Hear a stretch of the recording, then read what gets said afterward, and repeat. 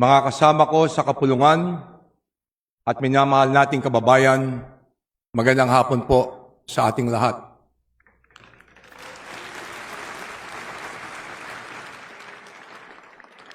Sa muling pagbubukas ng ating sesyon ngayong bagong taon, bumabalik po tayo hindi lamang dala ang mga ulat mula sa ating mga distrito, kundi ang mismong tinig ng sambayanang Pilipino.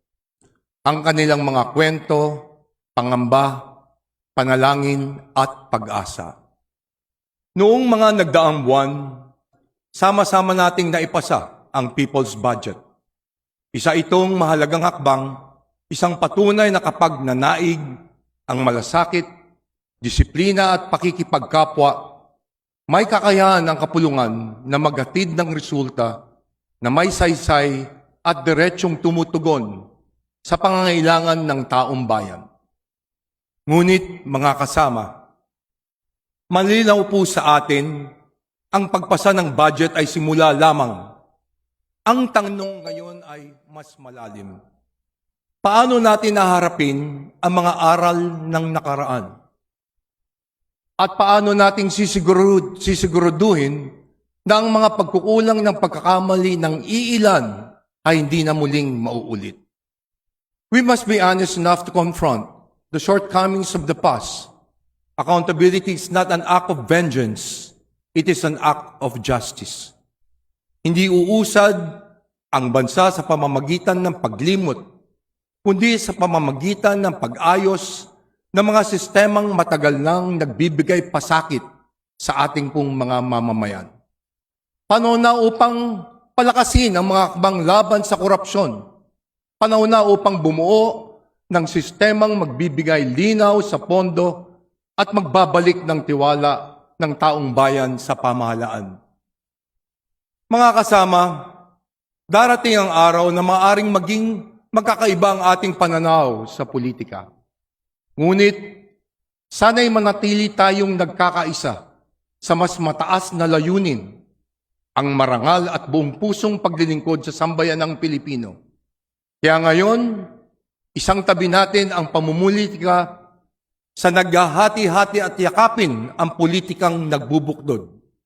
Balikan natin ang tunay na diwa ng ating panunumpa, ang maging tapat na lingkod bayan.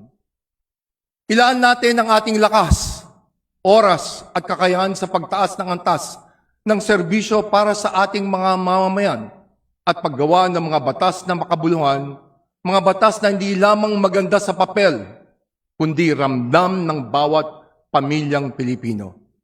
Sapagkat sa huli, doon tayo husgahan ng ating bayan, hindi sa ating mga tulumpati, kundi sa ating mga ginagawa.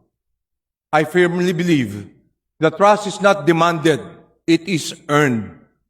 At araw-araw po natin ito kailangang patunayan sa mabilis na aksyon, sa matuwid na pagpapasya, at sa mga programang may malinaw na resulta. Kaya't hindi tayo uurong sa mga may hirap na usapin. Bubuksan natin ang diskusyon na matagal nang iniiwasan. Kabilang dito ang Anti-Political Dynasty Bill. Alam kong ito'y sensitibo at personal para sa ilan, maging sa aking sariling pamilya. Ngunit kung seryoso tayo sa reforma, kung ang hangad natin ay patas na pagkakataon para sa lahat, we must have the courage to talk about it honestly, openly, and with sincerity. Sa pagpapatupad ng People's Budget, palalakasin natin ang ating oversight function sa pamamagitan ng Congressional Oversight Committee on Public Expenditures. Magsasagawa tayo ng performance audit and validation, hindi lamang sa papel, kundi sa aktwal na implementasyon. Titiyakin natin ang bawat pisong inilaan para sa taong bayan ay nagagamit ng tama, sapat at makatarungan. Kasabay nito, sisimulan na natin ang mga reformang magbubukas ng bagong yugto para sa kapulungan. Together with the DICT, we will introduce blockchain technology to make the processes and documents of the House more accessible to the public. Ito ay malinaw na mensahe na wala tayong itinatago, wala tayong pinagtatakpan, at bukas tayo sa pagsusuri ng sambayanan. Katunayan yan, nakipagpulong tayo muli kay DICT Secretary Aguda itong nakaraang linggo upang talakayin ang pag-develop ng app para sa Kamara na tatawagin nating House Book. With this app, House members and staff will be able to monitor committee roll calls, track the numbers of votes, and manage the huge volume of documents, and among others. The goal is fully digital and paperless Congress that is faster and more efficient. These are only the initial steps toward a House that is transparent, accountable, and worthy of the people's trust. Sa bawat araw na lumilipas, mas magiging mahalaga ang bawat oras, bawat sesyon, bawat desisyon ng ating ginagawa. Wala po tayong panahon na dapat sayangin.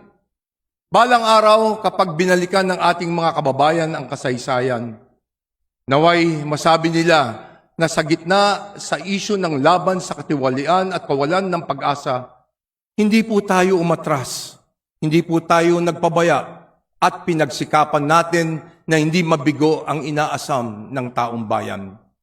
Ito po ang pamanang nais nating iiwan sa 20th Congress, na tayo ay naging isang kongreso, kumilos ng may tapang, naglingkod ng may malasakit, at namuno ng may pananagutan. Magtrabaho po at magtulungan tayo, hindi para sa pangsariling interes, kundi sa kapakanan ng susunod na henerasyon at para sa kinabukasan ng ating inang bayan. Gabayan at pagpalain nawa tayo ng puong may kapal. Maraming salamat po sa inyo.